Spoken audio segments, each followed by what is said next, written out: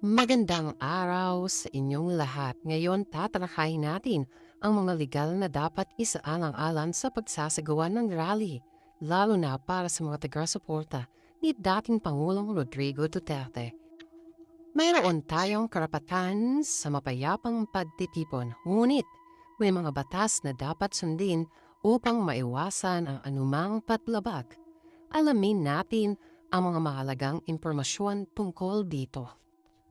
Ayon sa 1987 sa Ligang Batas, ginagarantihan ang ating karapatan sa malayang pamamahayag at mapayapang pagtitipon. Ngunit may mga batas tulad ng Batas Pambansa bilang 880 o ang BP 880 na nagre-regula ng mga pampublikong pagtitipon upang mapanatili ang kaayusan at kaligtasan. Ang hindi pagsunod sa mga batas na ito ay maaaring humantong sa pagpapabuwag ng rally, pag-aresto at multa. Ang ating karapatan sa rally ay batay sa mga sumusunod.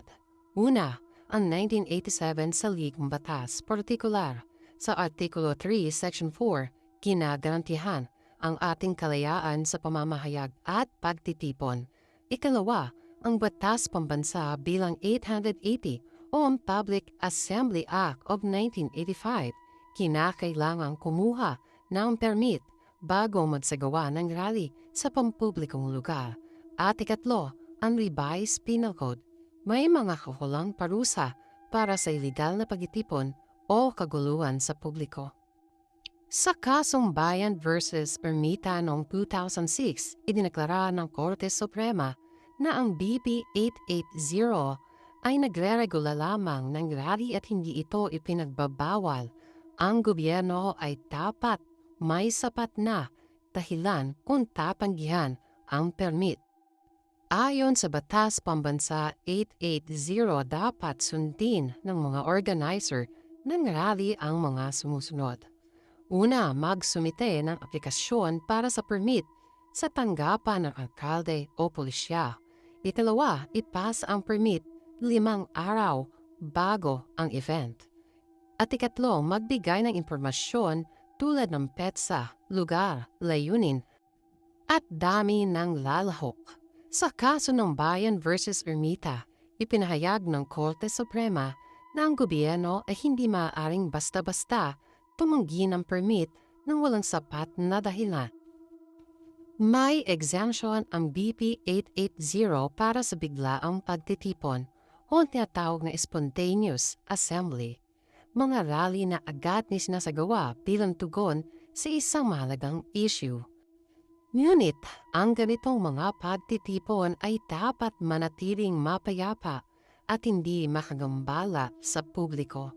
Sa kasong Primicias versus Fugoso noong 1948, sinabi ng Korte Suprema na ang gobyerno ay maaaring magpatupad ng regulasyon para sa kapakanan ng publiko, ngunit hindi nito maaaring ipagbawal ng lubusan ang mga rally. Kung magsasagawa ng rally na walang permit, maaaring magkaroon ng mga sumusunod na parusa. Una, ang paglabag sa Batas Pambansa 880, maaaring pagbuwagin ng pulisya ang rally. Ikalawa, Artikulo 151, Revised Penal Code, kung tumangging umalis, maaaring makulong ng 1 o hanggang 6 na buwan at pagmultahin ng 100,000 pesos.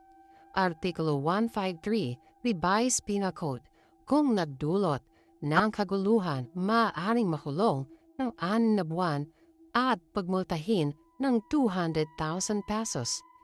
Sa kasong David versus Arroyo noong 2006, sinabi ng Korte Suprema na ang gobyerno ay hindi maaaring magpatupad ng blanket ban sa rally, ngunit maaari itong buwagin kung makakagambala sa kaayusan.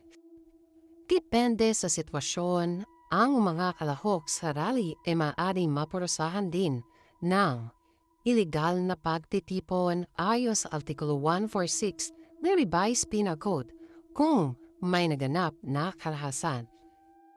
Direktang pananakit Ayon sa Artikulo 148 ng Revised Penal Code kung sinaktan ang mga otoridad. At grave scandal under Article 200 ng Revised Penal Code kung ang rally ay nagdulot ng iskandalo sa publiko. Narito ang mga dapat tandaan. May karapatan tayong magtipon ngunit may batas na dapat sundin. Ang mga rally sa pampublikong lugar ay nangangailangan ng permit maliban kung biglaan. Ang hindi pagsunod ay maaaring humantong sa dispersal o pag-aresto at multa. Pinakamainam na kumuha ng permit 5 araw bago ang event upang maiwasan ang problema. Tandaan natin, ang pinakamabisang rally ay mapayapa, maayos at legal. Para sa tulong sa pagsulat ng notice ng rally o iba pang legal na usapin, magtanong sa isang abogado.